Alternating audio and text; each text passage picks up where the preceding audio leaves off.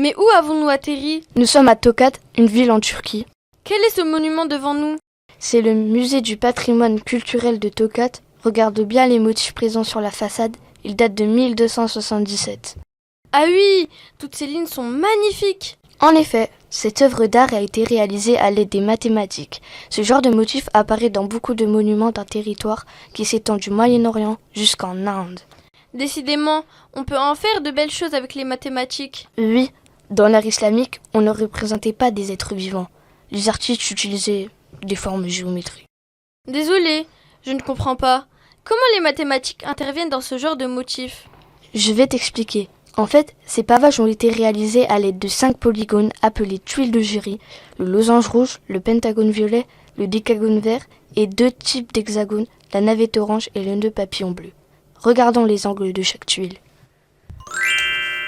Ces polygones ont des angles communs. On peut construire 4 gabarits. L'angle A, l'angle B, l'angle C et l'angle D. Comparons ces angles à l'angle plein. Regarde, je vais remplir l'angle plein en superposant 5 fois l'angle aigu A du losange. On obtient que l'angle A égale 2/10 de l'angle plein. Eh bien moi, j'ai réussi à superposer deux angles A sur l'angle C, ce qui fait que l'angle C est égal à 4/10 de l'angle plein.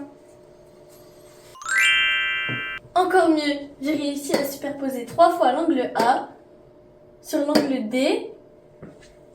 Donc, l'angle D est égal à 6/10 de l'angle plein. Par couplage, je trouve que l'angle B est égal à 1,5 fois l'angle A. Donc, l'angle B est égal à 3/10 de l'angle plein. Ah, je comprends mieux les pavages. Ils sont justifiés par des combinaisons d'angles dont la somme est égale à l'angle plein. Oui, en partie, mais le plus intéressant, ce sont les lignes décoratives qui passent par le milieu de chaque tuile. Regarde la démonstration, tu vas comprendre mieux le mystère de Jury. I et Z sont les milieux des côtés du losange, donc le triangle IBZ est isocèle en B. On sait que l'angle B est égal au cinquième de l'angle plein, donc 72 degrés. Pour calculer les angles I et Z, on utilise la somme des angles d'un triangle. 180 degrés moins 72 degrés, le tout divisé par 2 est égal à 54 degrés. Et voici la résolution du mystère de Jury. Quand on effectue un pavage, chaque ligne coupe le milieu des tuiles en formant un angle de 54 degrés. D'où la continuité des lignes d'une tuile à une autre.